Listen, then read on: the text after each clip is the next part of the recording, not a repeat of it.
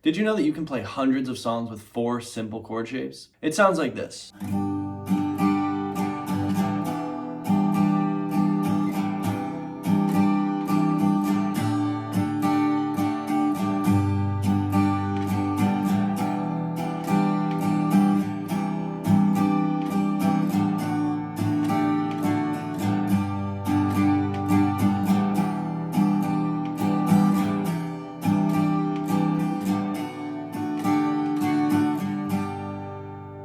So this is known as the 1-6-4-5 chord progression, and it's actually one of the most popular chord progressions used in music. So the numbers refer to the scale degree. I'm going to go through the basic chord shapes and then we'll show how I use them specifically. So we're in the key of G major. G would be our 1 chord. Good, then we go to our 6 minor in the key of G, which is an E minor. Moving to the 4 chord in the key of G, C major. Finishing at the 5 chord, D major. So if you're not familiar with what the numbers mean, it's all based off the scale degree. So if you were to take a G major scale like this,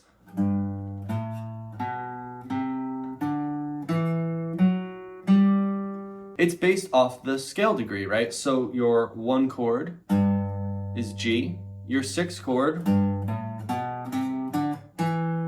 that's an E, E minor, right? Your 4 chord,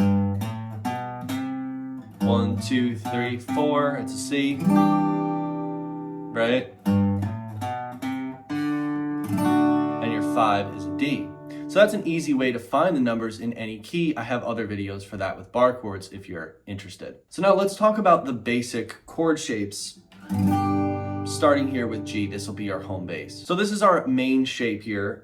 Notice that the ring finger and pinky are on the 3rd fret of the 1st and 2nd string. We're actually going to keep those there, and that's one of the greatest parts about this concept. We're not going to move them at all. We're just going to leave them there and work with our first 2 fingers to build the other chords. So starting with our G, that's our 1st chord.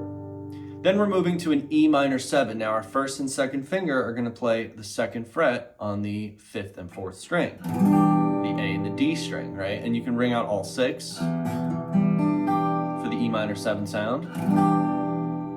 Moving to a C add 9, which looks very similar to the G shape, right? We're just bringing our 1st and 2nd fingers down towards the floor, right? We're dropping them 1 string from G to C. Okay, and our 5 chord is going to be a D sus4, but I do some variations of the D as well just to make it interesting. So the D sus4 looks like this. I would have you play the regular D shape, which is like 2nd fret G, 3rd fret B, and 2nd fret on the high E string. Just add your pinky to the 3rd fret of the high E, right? Adding a G on top of the D for that sus4. Your other options for the D chord include a regular D major or a D sus2 where you lift off the middle finger. With that open E string also sounds really cool.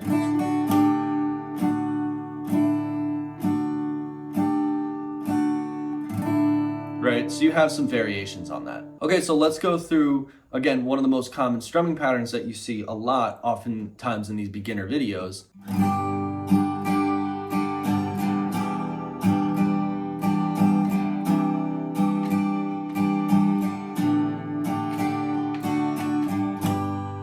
So let's try it together. 1, 2, 3, 4. Down, down, up, down, up. E minor, up, down, up. C, down, up, down, up. D, down, up, down, up. G. E minor. C, D. So these specific chords are in so many songs. Great example of this would be like Wish You Were Here. But you can use it as a substitute a lot in these G, E minor, C, and D chord progressions, which is a frequently used key to write these songs. So it's an alternative from having to transition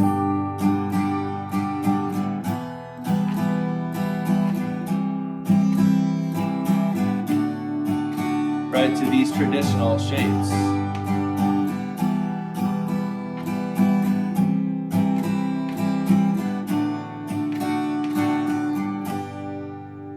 So try it out with some songs with those chords, G, E minor, C, and D. Try these shapes instead and let me know what you think. Make sure to like this video if it was helpful, subscribe to the channel, and I'll see you in the next one.